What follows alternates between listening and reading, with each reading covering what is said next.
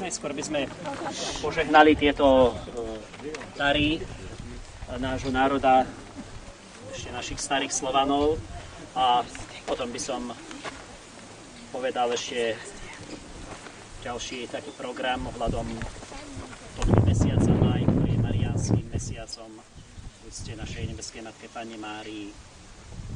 Zotrvajme v tichosti. Pane, požehnaj tento chlieb náš každodenný, ktorý je symbolom Teba, v ktorom sa Ty premieňaš, a ktorý je našim pokrmom, tak ako sa modlíme aj modlitbe Pána. Požehnaj tiež i túto sol, ktorou vždycky na znak úcty vítame hostí, lebo mať solou po prastarý zvyk našich predkov, našich Slovanov. A daj, aby nám nikdy tieto dary, ktoré používame, aby nám nikdy nechýbali na našich stoloch, našich rodinách. Skrze Krista nášho Pána. Amen.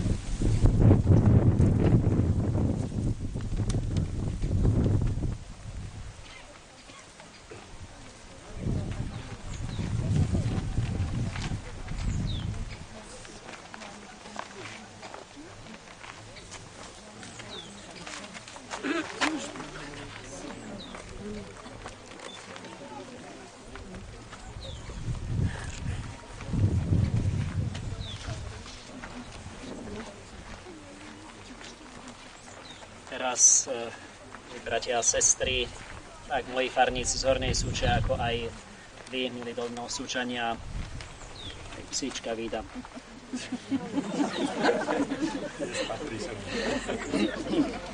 Tak som tiež rád, tak ako aj pán riaditeľ, pán inžinier Švajda povedal, že sme sa mohli takto stretnúť a že nám aj Pán Boh doprial aj takýto krásny čas. Trošku je škoda, že tu sú nie aj moji kolegovia, váš pán farár z Dolnej Súče, ale som počul, že máte tiež dva sobáše v farnosti. Môj pán kaplan tiež jeden sobáš má, takže nemohli pre tieto povinnosti prísť. No ale rodina je základ, takže to musíme tomu dať prednosť.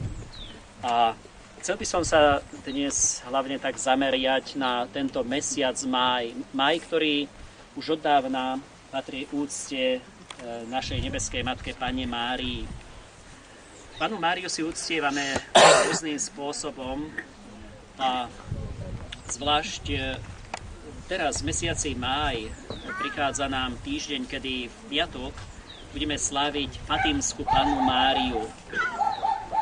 Možno viete o tomto a pomalinky sa nám blíži aj krásne také jubileum, výročie 100 rokov od zjavenia Panny Márie vo Fatime, v ďalekom portugalskom mestečku, respektíve vtedy ešte dedínke Fatime. Osobne mal som šťastie, že som dvakrát už navštívil to miesto, možno niektorí z vás boli.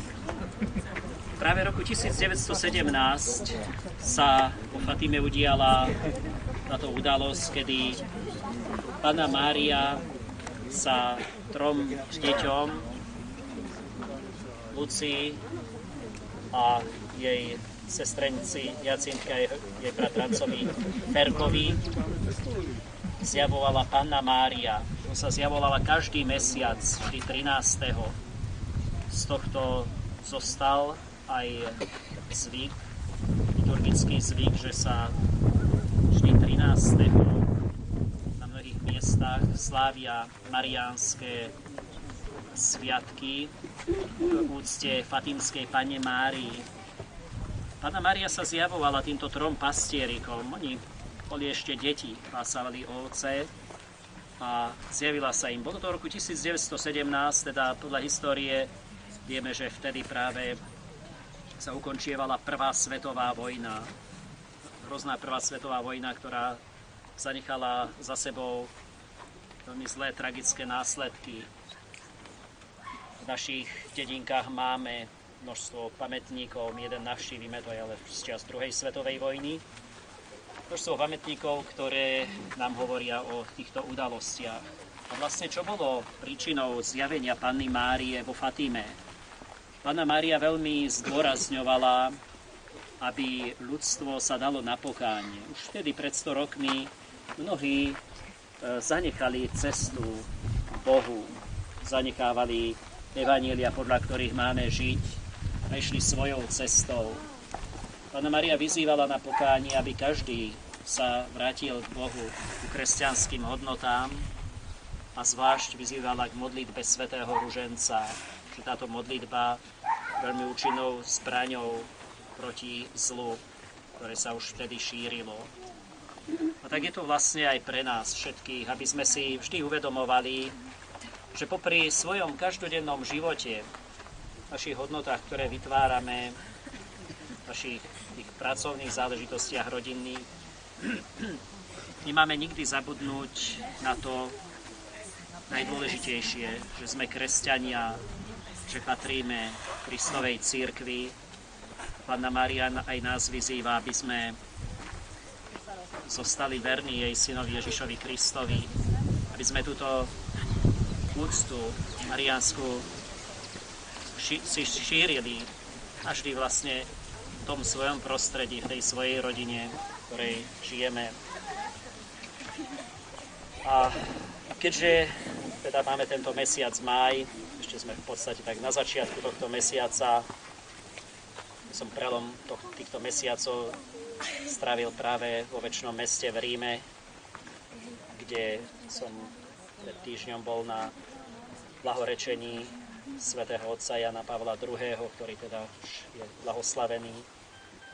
A pred niekoľkými rokmi aj tu na tomto mieste, možno niektorí z vás ste boli, bola to tiež taká spoločná akcia Hornej a Dolnej Súče, ešte s vašim bývalým pánom farárom z Dolnej Súče, pánom farárom Ivanom Ďurišom.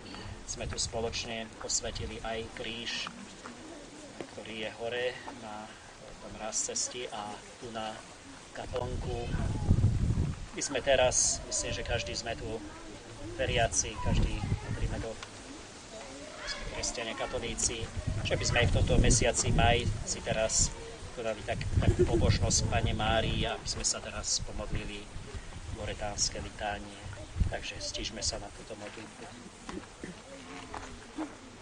V mene Otca i Syna i Ducha Svätého. Pane, zmiluj sa nad nami. Pane, zmiluj sa nad nami, Kriste, uslíš nás. Otče z nebies Bože, Syn vykupiteľu sveta Bože, Duch Svätý Bože, Svätá Trojica jeden Bože, Svätá Mária, Svätá Božia Rodička, Svätá Panna Panien, Matka Kristova, Matka Cirkvi, Matka Božej milosti, Matka najčistejšia, Matka najčistotnejšia, Matka nepoškvrnená, Matka neporušená, Matka premilá, Matka predivná, Matka dobrej rady, Matka stvoriteľa, Matka spasiteľa, Panna najmúdrejšia, Panna ctihodná, Panna chválitebná, Panna mocná, Panna dobrotivá, Panna verná, zrkadlo spravodlivosti, stolica múdrosti, príčina našej radosti, nádoba duchovná, nádoba počestná, výborná nádoba pobožnosti, duža duchovná, duža Dávidová, duža zo slonovej kosti, dom zlatý, archa zmluvy, brána nebeská, hviezda ranná, uzdravenie chorých, utočište hriešnikov, potešenie zarmútených, pomocnica kresťanov, kráľovná anielov, kráľovná patriarchov, kráľovná prorokov, kráľovná apoštolov, kráľovná mučeníkov, kráľovná vyznavačov, kráľovná Panien, kráľovná všetkých svätých, kráľovná bez poškvrnedičného hriechu počatá, kráľovná na nebo vzatá, kráľovná presvätého ruženca, kráľovná rodiny, kráľovná pokoja, Baránok Boží, ty snímaš hriechy sveta. Baránok Boží, ty snímaš hriechy sveta. Baránok Boží, ty snímaš hriechy sveta. Poroduj za nás, svätá Božia rodička. Dnes sa prosme te, Pane, daj nám tvojim služobníkom stáleho zdraviteľa aj duše, aby sme nás slávno primul blahoslavenej Panny Márii od prítomného súženia oslobodení a väčším potešením vo veselení boli skrze Krista, nášho Pána. Pod tvoju ochranu.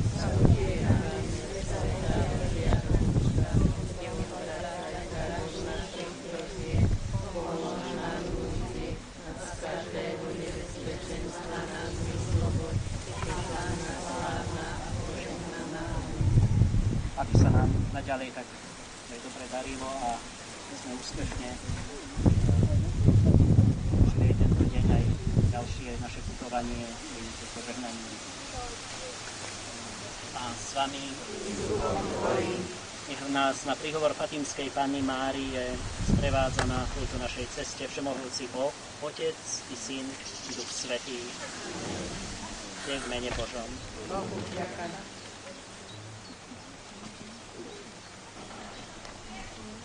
Veľa dôstojný pán farár, dovolte, aby som vám mene mojom i v mene všetkých nás tu sprítomnených poďakovala jednak za účasť, že ste si našli čas a zúčastnili ste sa na tomto pochode s nami a jednak za hodnotný príhovor k Panne Márii. Verím, že vo všetkých zanechá veľkú úctu a lásku k Panne Márii. Ako vďak príjmite malého anielika, nech vám pripomína, nech vás ochraňuje a pripomína vám toto stretnutie. Teraz sa poberieme na hlavnú cestu a cestou doľava, kde nás čaká veľmi krásna príroda, šumiaci les, potvočíky. Pre deti tam čaká veľké prekvapenie, hľadanie pokladov. Tak si všetci s veľkým dúškom vychutnajme túto krásnu prírodu a môžeme sa pobrať ďalej.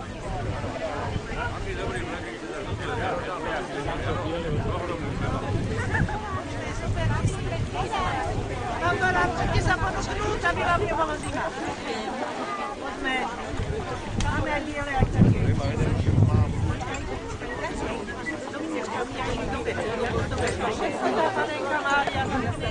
Dobre. Nech sa páči. Všade chodíme po ceste. Romy sú tam. My chodíme pekne po ceste. Cez celý ten závaž klesenie to je do kopca. Áno, cesta spravená. To je tam traktory, že ho tam fajn. My sa vyvamovíme a vyvamovíme. A je to tak v pohode.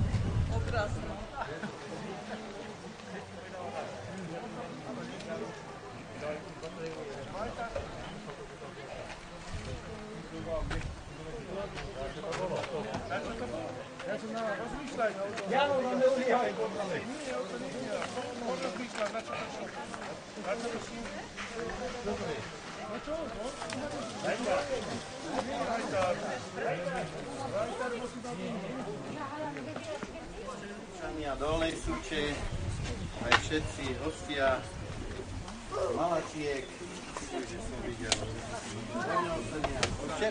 všetci, čo ste tu. A od Repu nevíta? Od zimného Dolnej Súče. Také poznámky. Ahoj. Zešli sme sa tuto na tomto mieste, alebo teda táto zastávka je tu preto,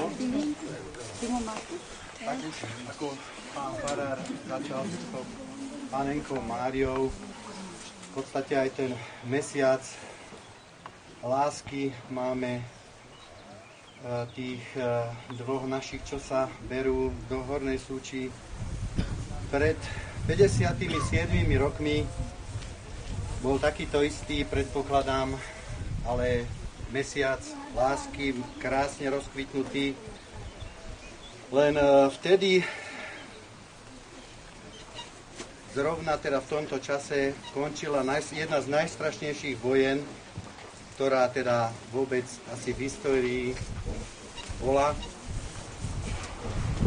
Podľa teda posledných tých vecí, čo sa ščítali, 58 miliónov mŕtvych, zomretých, 350 miliónov ľudí, ktorí boli ranení a zanechalo to na nich veľké veci. V Dolnej, teda aj predpokladám aj v Hornej Súči, takisto sa vojna dotkla občanov. V podstate Nemci sem prišli už v 39. ešte teda za slovenského štátu v podstate prišli. Obsadili tu tieto naše miesta. Teda zo začiatku, aspoň teda ako píšu dejiny, alebo teda starí ľudia hovoria, že sa chovali celkom prívetivo, videli tu v podstate tú chudobu, tak aj nejaké to jedlo rozdávali. Len tiež sa tu stala túto veľmi veľká tragédia, kedy tu zomrelo v podstate, aby som presne dal, aby som to prečítal z tej tabule, aby som nejak zle neprečítal tie mená.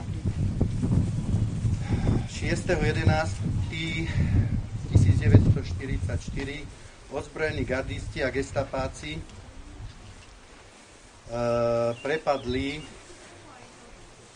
prepadli slovenských partizánov a zahynuli tu Štefan Katrinec, Jozef Herda a dvaja neznámi partizáni. Za ich prechovávanie zastrelili majiteľa domu Jozefa Cverenkára a 14-ročnú dceru Helenku. Dolná Súča bola oslobodená 30. apríla 1945, v podstate na sklonku vojny. Ja by som rád teda vzdal úctu minútou ticha týmto, ktorí, dovolím si to povedať, padli i za nás teda ďalší život, ktorý teda je teda v podstate tak, ako sa vyvíjal. Tak ja vás poprosím o minútu ticha týmto ľuďom, ktorí tu odpočívajú. Nezabudneme na týchto ľudí, čo teda, alebo teda vlastne na tie obete, ktoré tu zanechala táto strašná vojna. Ďakujem pekne za pozornosť. Pomaličky by sme sa mohli presunúť teda na ďalšie miesto učenia, a to priateľov.